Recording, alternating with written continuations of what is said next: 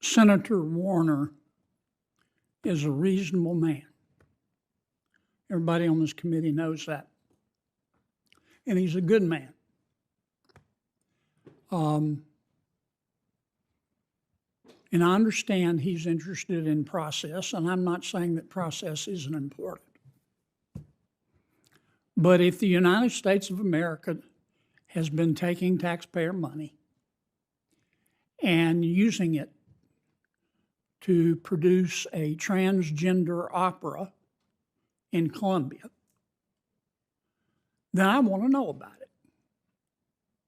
And I'm glad to know about it. And it seems to me that that's the main issue with respect to all of this. And I look forward to talking further with my friend, Mr. Warner, about that. I mean, for 4 years under President Biden, as was his right, the topic of discussion in Washington was who needs to pay more in taxes? Who needs to pay more in taxes? That's no longer the main question. The main question is now, as it should be in my judgment, what the hell happened to all the money? And we're going to find out.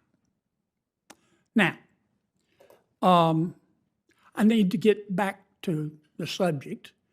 With the exception of Mr. Klein, whose testimony I enjoyed, I understand his position. He wants to let the CFPB run America's banks. And I appreciate that perspective, but Mr. Klein, it's not going to happen in your natural lifetime or mine. Now, let me turn to the other gentleman. What I hear Mr. McCauley, Mr. Ring, and Mr. Gannon saying is that some of America's banks have been discriminating, debanking customers because of their religious beliefs, because they support the Second Amendment, or because they hate fossil fuels. I don't want to go with all three of you. I'll run out of time. Mr. Ring, is that what you're saying? Yes, sir. Which banks? Well, I think it's been publicly reported that Bank of America has certainly picked and choose winners. Who else? I think Chase Bank has. Who else? I think Citibank has. Who else? I think KeyBank has. Who else? I'm going to probably run out of names pretty soon, but I think the mega banks are. Old Glory Bank is not, of course. We love the Second Amendment and fossil fuels. We need to get those banks in here, Mr. Chairman. We need to get all those CEOs in here. I would agree. Now, why? I appreciate your candor. Senator Kennedy drops truth bombs in a heated Senate hearing, raising serious concerns about taxpayer spending, bank discrimination, and political overreach in the private sector. Are America's banks punishing customers for their values? And what's really going on with DEI policies, regulatory pressure, and taxpayer money? Don't miss a second of this fiery exchange. Subscribe for more uncensored political commentary and insider breakdowns. Turn on notifications so you never miss an upload. Drop your thoughts in the comments. Let's talk. What if I told you your tax dollars might have helped fund a transgender opera in Colombia? Sounds wild, right? Well, that's exactly what came up in a fiery Senate hearing where Senator John Kennedy didn't hold back. From government spending to bank discrimination, today's video breaks it all down. Let's get into it. Senator Kennedy starts by acknowledging a colleague, calling him a reasonable man, but he quickly pivots to the real issue, how our money is being used. And in his words, if taxpayer funds are backing a transgender opera overseas, he wants answers. That's not just a rhetorical jab, that's a direct call-out to how government grants and foreign aid might be filtered through culture wars. Kennedy isn't dismissing process, he's demanding accountability.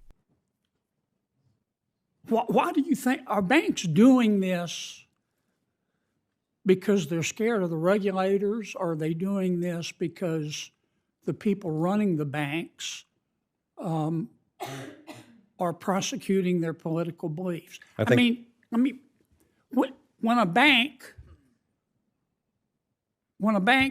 holds a seminar, taking up valuable employee time to discuss whether a man can breastfeed, Are they doing that because regulators are leaning on them? Or are they doing that because the CEO really thinks that's subject to debate? I think it's definitely the latter, and I think it's also middle management. What do you mean the latter? It is not the regulators. I do not believe the regulators pushed the big banks to debank conservative You causes. don't? I do not. I think it was their internal choice by these big banks. Why? Well, why, the same reason why big tech pick and choose winners. I think big banks pick and choose winners that they care about. And that's why we need a market solution, because you can't regulate that type of behavior without having unintended consequences. And now every time you get a customer application, you've got to fill out 5 forms as to why you did or did not pick that customer. So you think that that's the management of these banks that are just imposing their own politics on customers and ultimately to the detriment of shareholders? Is that your testimony? Yes, sir. The American people deserve transparency on where that money goes. Then things get intense.